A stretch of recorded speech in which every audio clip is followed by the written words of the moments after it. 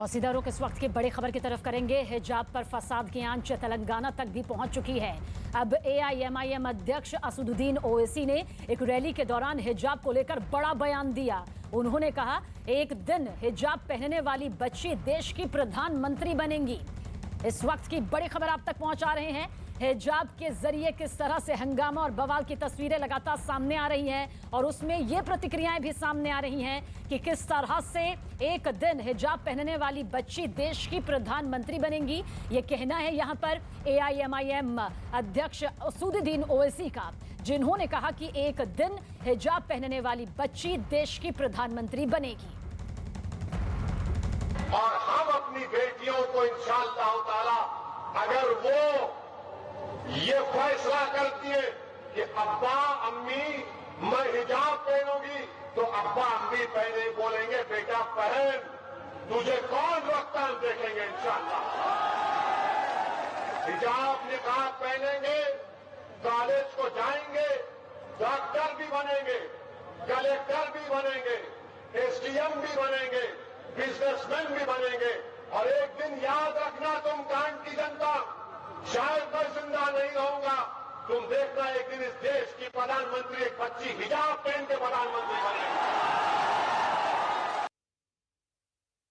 और इस वक्त हमारे साथ बीजेपी से शहजाद पूनावाला हैं। शहजाद जी, क्या कहेंगे?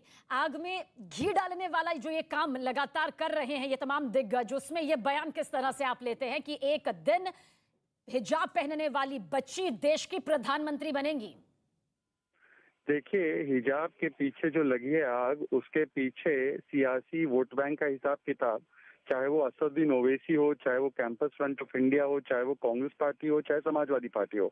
एक दिन समाजवादी पार्टी की नेता कहती है हाथ काट देंगे, तो दूसरे दिन ओवैसी जी का ये बयान आता है। तो कहीं ना कहीं एक वोट बैंक पॉलिटिक्स के लिए एक स्पर्धा शुरू हो चुकी है कि कौन ज्यादा भड़का सकता है, कौन ज्यादा सांप्रदायिक माहौल बना सकता है और कौन वोट बैंक को भटका के उन्हें लुभाने की कोशिश कर सकता है।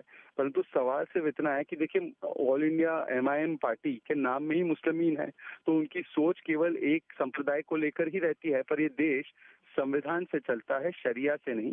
संविधान सभी को मौका देता है, परंतु ओवैसी साहब बताए कि उनकी पार्टी में जो मुस्लिमीन है वो सभी धर्मों के लिए काम करते हैं कि केवल शहजाद जी, आपको नहीं लगता देश की बेटी एक दिन प्रधानमंत्री बनेगी, ये कहना ज्यादा बेहतर रहता है, चाहे वो किसी भी पार्टी के दिग्गज क्यों ना हो, बाकायदा इसके कि आप इसे भी धार्मिक तौर पर देख रहे हैं और धर्म से ही नहीं बल्कि हिजाब से जोड़कर सामने ला रहे हैं। कितना ज्यादा जरूरी होता है ऐसे बयानों पर खासतौर से रोक लग जाना, ऐसे बयानों के खिलाफ आवाज उठाना?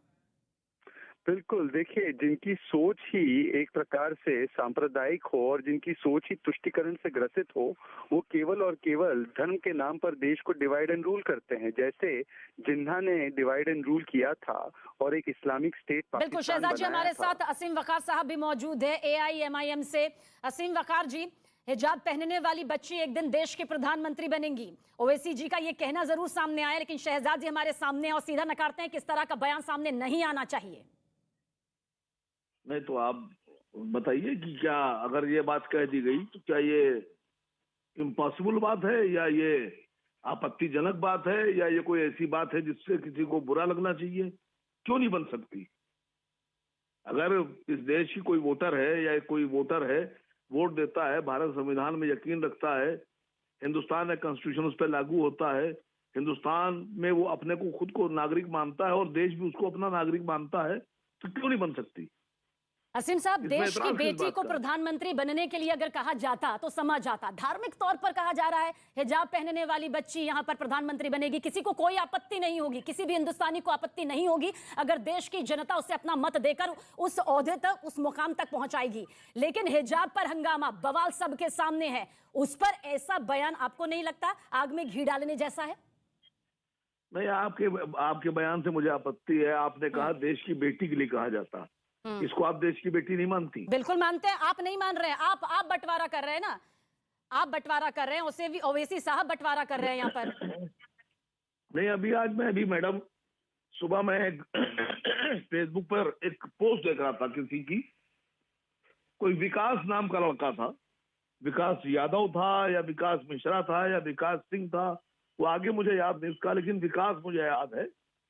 उसने लिखा कि हम आज इस स्थिति में आ गए हैं कि प्री वेडिंग के नाम पर या वेस्टर्न कल्चर को इस हद तक अपना चुके हैं कि लड़कियां शराब पी रही हैं, शैंपेन की बोतल खुल रही है, सिगरेटें पी रही हैं, बहुत छोटे छोटे वकार कपड़े साहब, पहनकर सवाल घूम रही कुछ और हैं। था, जवाब हालांकि आपकी तरफ से कुछ और आ रहा है। हमें पता है कि देश की बेटियों को प्रधानमंत्री बनने से कोई रोक नहीं सकता, किसी की इतनी हिमाकत नहीं है, लेकिन अगर इसे धर्म और हिजाब के हिसाब से देखा जाएगा तो यह सरासर गलत कहा जाएगा। फिलहाल शुक्रिया बातचीत के लिए आप दोनों का ही हमारे साथ में।